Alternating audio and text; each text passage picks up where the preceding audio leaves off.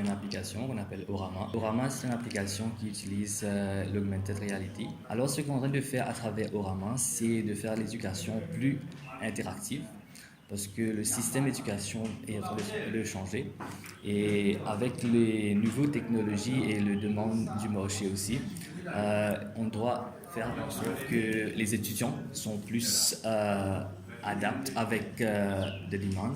Là, on a vu qu'il y avait un gap avec la technologie qu'il y a sur le marché et le education system qui est encore archaïque, on peut dire. Le virtual and augmented reality, visual learning, va être bénéfice à ces étudiants.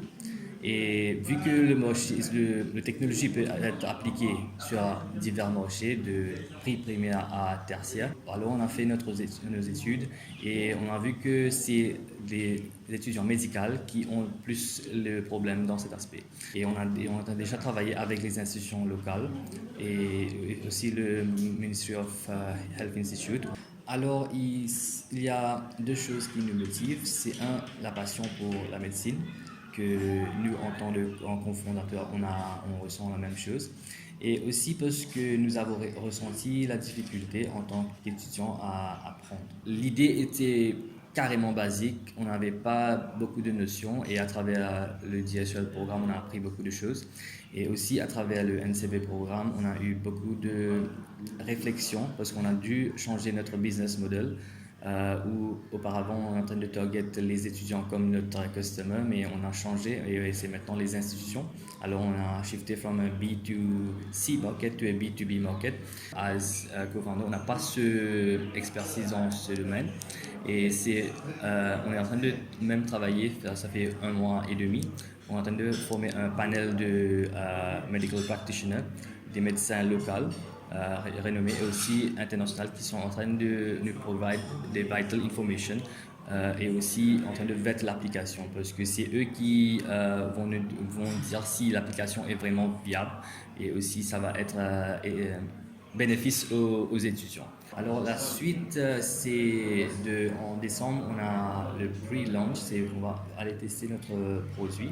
C'est un free pre-test avec les consommateurs pour connaître si le user experience est bon. On est aussi à la recherche d'investisseurs, qui est super essentiel. L'application en elle-même n'est pas en service actuellement parce qu'on est en train de faire la recherche, mais on a déjà l'infrastructure de l'application. C'est en décembre qu'on va aller tester cette infrastructure avec les étudiants. Pour développer une application comme ça coûte des sous. Alors on le prend de manière méthodique avec les fonds qu'on a et avec les moyens qu'on a. La compétition s'est très bien passée. Les gagnants d'aujourd'hui, moi, je trouve ça super intéressant que ce soit une équipe déjà de 2 différentes universités. Shamia, qui est un alumni de l'Université de Maurice, et Tabi, qui est un étudiant à Middlesex. Déjà, ils ont eu le cash prize, mais ça ne s'arrête pas là. Récemment, il y a eu plusieurs initiatives au niveau du ministère, surtout au niveau de la MA aussi, pour encourager des public-private partnerships. Donc, pour des startups comme ça, qui sont intéressés à continuer, on peut les diriger éventuellement vers les incubateurs qui vont les accompagner dans la durée. Comme le ministre a dit, on a lancé un Open Data Portal il n'y a pas longtemps. L'idée, c'est vraiment les institutions publiques et para-étatiques de release des informations au grand public. Les informations sont disponibles à tout le monde. Et c'est plus pour aller vers data-driven approach, c'est-à-dire que se servir des données pour prendre des décisions, pour comme avec des innovative solutions justement, et pour booster l'utilisation des datasets et du portail. On a l'intention justement de faire une compétition pour encourager les gens à développer des apps ou des innovative solutions à partir d'open data.